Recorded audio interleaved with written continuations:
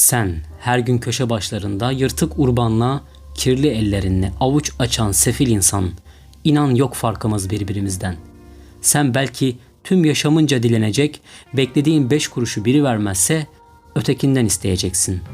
Ama ben tüm yaşamım boyunca tek bir kez dilendim. Bir acımasız kalbin sevdası ile alevlendim. Öylesine boş, öylesine açık kaldı ki elim, yemin ettim, bir daha dilenmeyeceğim.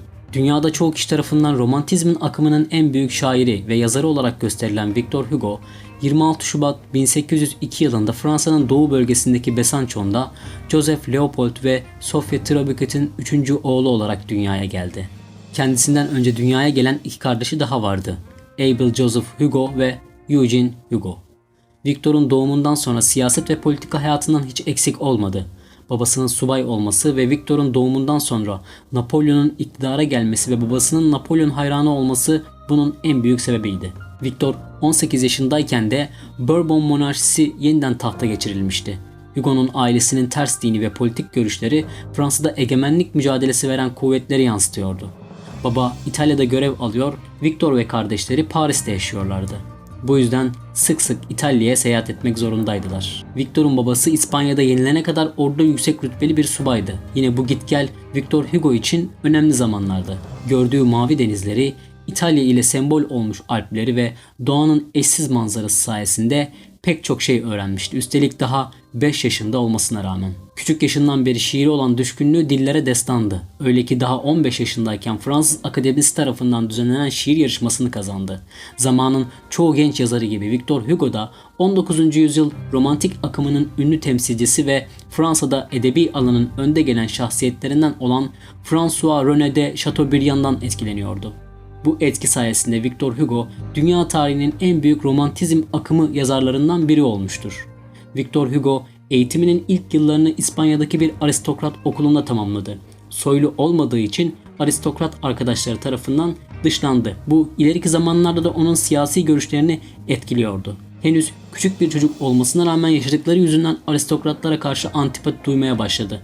Mezun olduktan sonra Paris Hukuk Fakültesinde kaydolmuş, fakat hem ülkedeki karışıklık hem de ailesinin maddi durumu nedenlerinden dolayı eğitimini tamamlayamadı. İlk çalışmalarının haricinde 19 yaşında tek başına dergi çıkarmayı başardı ama. Şiir tutkusu onu hiçbir zaman bırakmadı ve bu tutku ona daha 20 yaşına şöhret kazandırmakla kalmadı. Hem ilk kitabının basılmasını hem de kraliyet maaşını da almasını sağladı.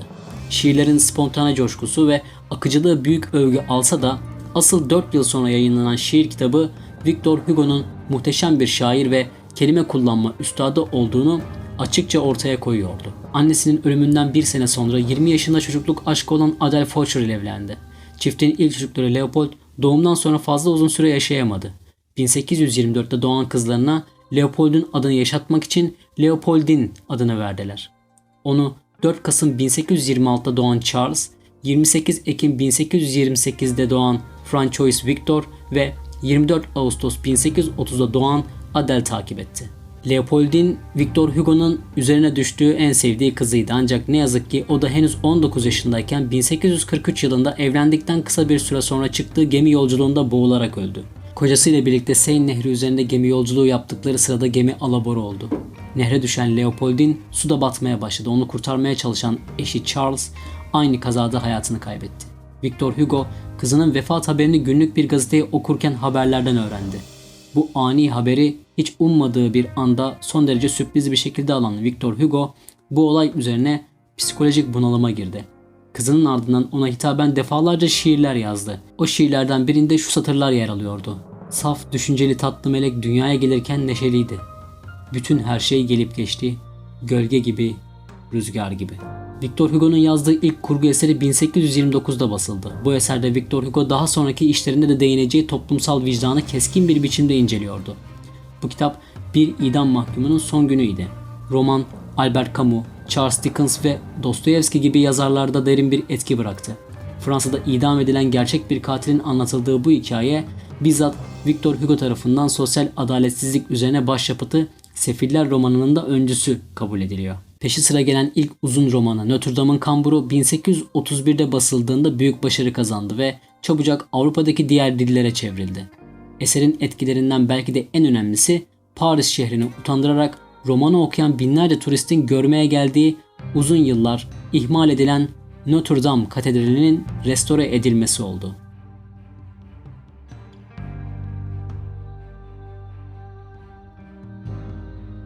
...1851'deki hükümet darbesinden sonra 3. Napolyon iktidara gelince Brüksel'e kaçtı. Sürgün yaşamı 1870'deki Cumhuriyet'e kadar sürdü.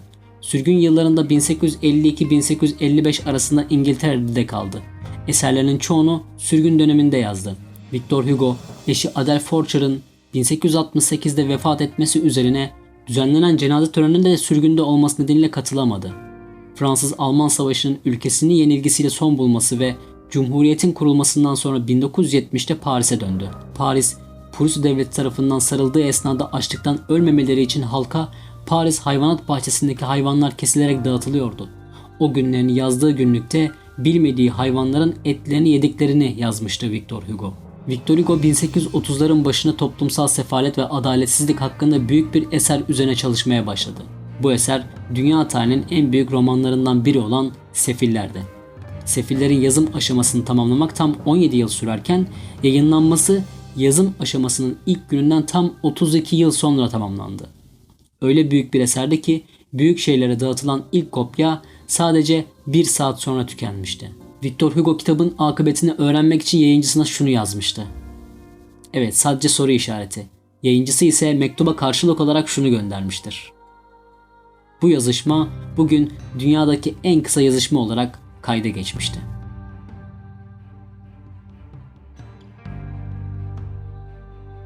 Victor Hugo 1866'da yayınlanan bir sonraki romanı Deniz İşçilerinde toplumsal siyasi sorunlardan bahsetmeye ara verdi.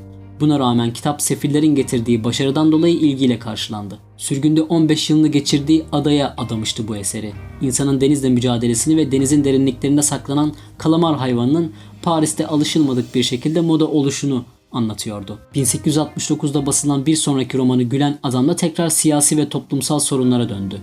Aristokrasinin eleştirisel bir portresinin çizildiği roman önceki eserleri kadar başarılı olamadı ve Victor Hugo kendisini gerçekçi ve naturalist romanlarının ünü kendininkilerini aşan Gustave Flaubert ve Emile Zola ile arasındaki farkın açılmaya başlaması konusunda eleştirilmeye başlandı.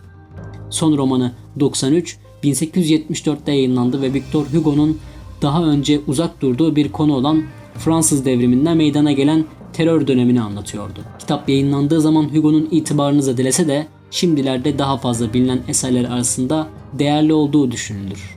Yazarın bir diğer büyük yeteneği ise resimdi. Victor Hugo'nun dostlarından olan ressam Eugène Delacroix, onun resim sanatına karşı olan yeteneğini "O bir yazar olmasaydı belki de yüzyılın en etkili ressamlarından biri olurdu" sözleriyle ifade etmişti. Victor Hugo hayatı boyunca 4000'den fazla çizime imza atmıştır.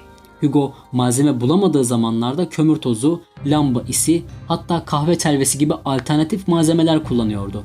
Victor Hugo çizimlerinin büyük kısmını yazarlığa ara verip siyasete atıldığı 1848-1867 yılları arasında gerçekleştirmişti. Victor Hugo ne kadar popüler de olsa senatoya seçilmesi uzun süre almıştı. Yaşı hayli ilerlemiş olan ünlü yazar bir süre sonra kısmi felç geçirdi. Victor Hugo o dönemlerde sanatçıların telif haklarının korunması için yürütülen kampanyalarda da hep başrolde oldu. Gerekli telif hakları yasası onun çalışması sonucu mecliste kabul edildi. Ayrıca idam cezalarının kaldırılması için çeşitli faaliyetler ve kampanyalar düzenledi. Bu çalışmaları da başarılı oldu ve hem Cenova'nın hem Portekiz'in hem de Kolombiya'nın anayasalarından ölüm cezalarını çıkartmayı başardı. 4 çocuğunun ölümünü görmüş, siyasi ve politik olayların arasında her zaman didinip durmuş, haksızlıklara, adaletsizliklere karşı olmuş ve tüm bu olumsuzluklara karşı mücadelesinden hiçbir zaman ödün vermeyen Victor Hugo 83 yaşına geldiğinde zatürre rahatsızlığı onu esir almıştı. İyice yaşlanmış olan bedeni bu ağır darbe karşısında daha fazla mücadele edemedi ve Fyodor Dostoyevski, Lev Tolstoy, Charles Dickens ve Oscar Wilde gibi dünyaya damga vurmuş yazarlara ilham kaynağı olan bu büyük yazar Victor Hugo 22 Mayıs 1885 tarihinde hayata gözlerini yumdu.